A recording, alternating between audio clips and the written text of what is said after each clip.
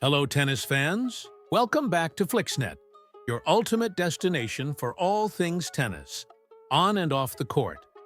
Today, we're diving into a shocking and cautionary tale from the world of professional tennis. Players who earned millions during their careers, only to lose it all after retiring. Let's explore the stories of 3 tennis stars who went broke after leaving the sport. First up, Boris Becker. He was one of the most iconic players of the 80s and 90s, but his success on the court didn't translate to financial stability off it. His fearless style of play and powerful serve and volley game captivated fans around the world. Over the course of his career, Becker would win 6 Grand Slam titles, including 3 Wimbledon titles, 2 Australian Opens, and 1 US Open. Alongside his 49 career titles, lucrative endorsements made him one of the highest-earning athletes of his time. Tax authorities claim that by the time he retired in 1999, Becker had reportedly amassed a fortune estimated at over $170 million in prize money and endorsements.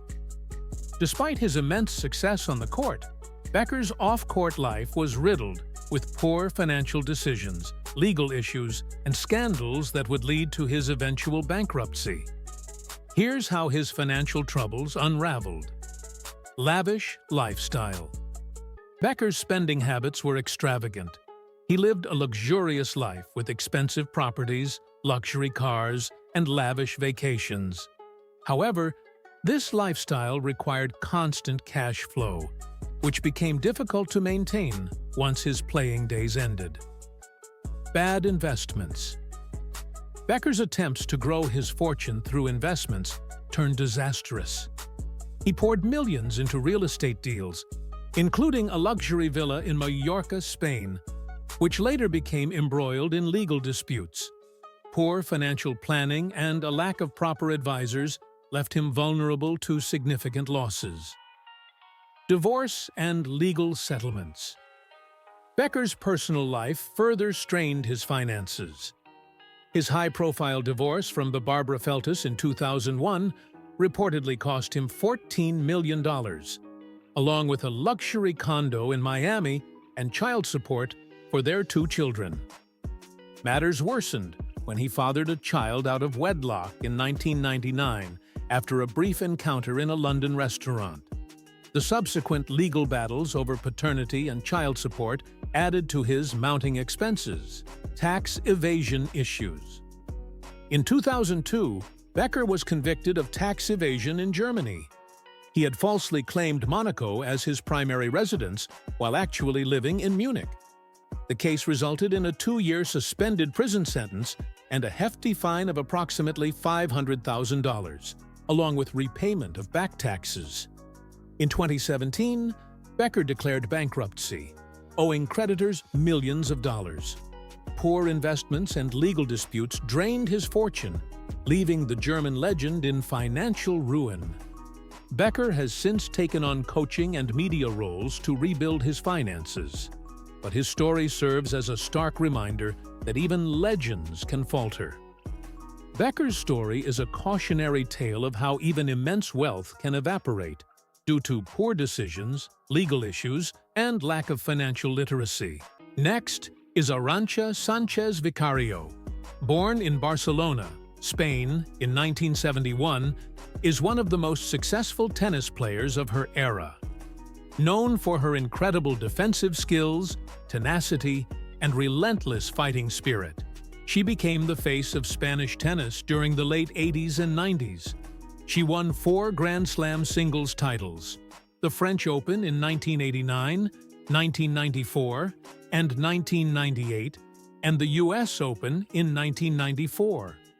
She also achieved 6 Grand Slam doubles titles and 4 Grand Slam mixed doubles titles, making her one of the most versatile players in tennis history. Arantxa was ranked world number 1 in singles and doubles, a rare feat in professional tennis. By the time she retired, she had earned $17 million in prize money, not to mention lucrative endorsements. Despite her success on the court, Sánchez Vicario's post-tennis life was plagued by financial mismanagement and legal troubles that left her virtually penniless. Sanchez Vicario's dramatic fall from financial success is rooted in poor financial oversight, family disputes, and battles with the Spanish tax authorities. Here's a detailed breakdown. Sanchez Vicario entrusted her financial affairs to her parents, particularly her father. Her family had significant control over her earnings and investments throughout her career. Unfortunately, their handling of her finances proved disastrous. In her 2012 autobiography, Vamos, Sanchez Vicario accused her family of misappropriating her wealth, leaving her with almost nothing. She stated, "I trusted my father blindly, but in the end, I discovered that the people closest to me betrayed me." This public feud with her family became a major scandal in Spain. Sanchez Vicario faced a prolonged legal dispute with the Spanish tax authorities over alleged tax evasion. Authorities accused her of falsely claiming residence in Andorra, a tax haven, while living in Spain during her peak playing years. After years of litigation, Sanchez Vicario was ordered to pay millions in back taxes and penalties. This compounded her financial difficulties and led to the liquidation of several of her assets. In 2023, Sanchez Vicario faced another financial crisis due to her divorce from businessman Josep Santacana. During the divorce proceedings, it emerged that Sanchez Vicario had been involved in further legal disputes over debts and unpaid loans. Reports suggested that Santacana had control over her finances during their marriage, worsening her financial situation. Her ex-husband was accused of hiding assets to avoid paying creditors, leaving Sanchez Vicario embroiled in additional legal battles. Arantxa Sanchez Vicario's story is a powerful reminder of the dangers of misplaced trust and financial mismanagement.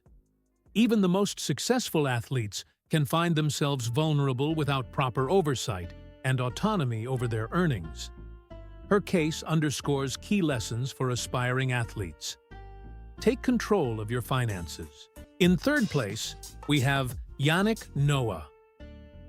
Yannick Noah is one of the most beloved figures in tennis history, not just for his achievements on the court, but for his charisma and contributions to French culture.